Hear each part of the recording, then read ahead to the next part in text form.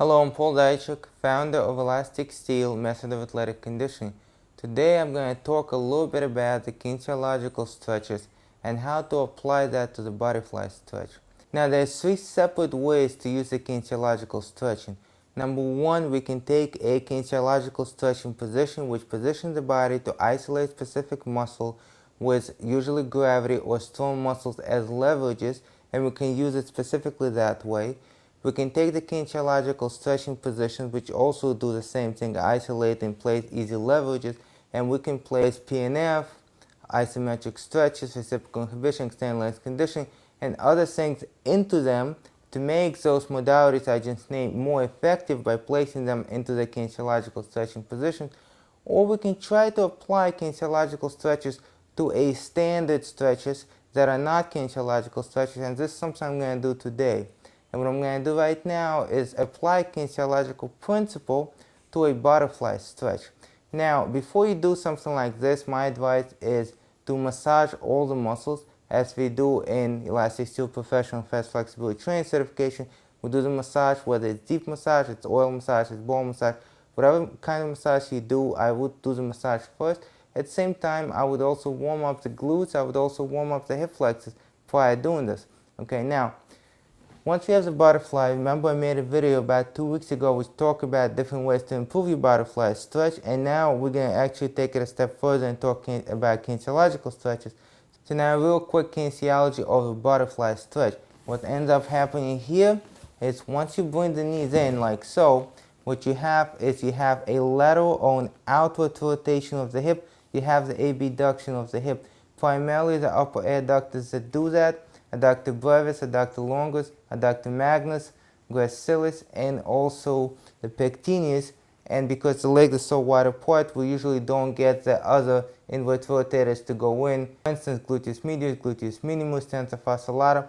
Because of that large horizontal abduction, we really don't get them in unless you're very tight. Now, we're going to take a long inhale. With the inhale, we're going to perform an anterior pelvic tilt. The anterior pelvic tilt by itself is going to force a little bit more of the outward rotation of the hip.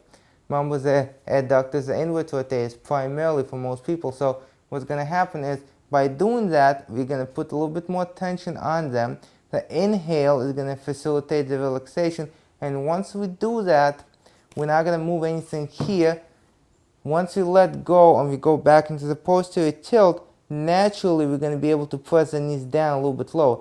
Now, because I'm here and my back is against the wall, and I'm here sitting against the wall, what ends up happening is I can make a very, very small tilt, and it's almost not felt. If you are very tight, you will feel it, however. So you can either do it this way, perform the anterior pelvic tilt on the inhalation, and then press down. So assume you're here, you will feel it a little bit more. As you're doing the posterior tilt, you press down. Remember, the leverage moves, target, which in this case is the outward rotation and abduction, it does not. So it doesn't move, it only goes in. So it goes in deeper. It doesn't go up and down. But the leverage moves. The pelvic tilt is the leverage in this case. Now, what we can do also, and for a lot of people this can make a lot of difference, you can take a foam roller, place it behind the back. Now, here, by doing this, not only are you doing the tilt, but you're also changing the angle of your body. Okay, by changing the angle of your body on that inhalation, you will be able to press down more on the exhalation.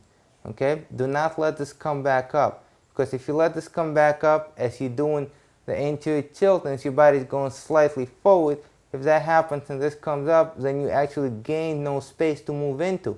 So you have to gain the space on the inhalation here without lifting the knees. Once we did that, posterior tilt, slightly bending the back, knees come down. Once again, imagine you are here. This is what it would look like.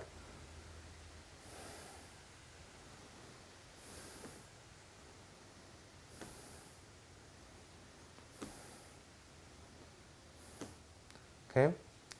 And this is how to apply kinesiological stretching principles to a non-kinesiological stretching position. I'm Paul Deichuk. Try this. Post your comments below. Thank you for watching.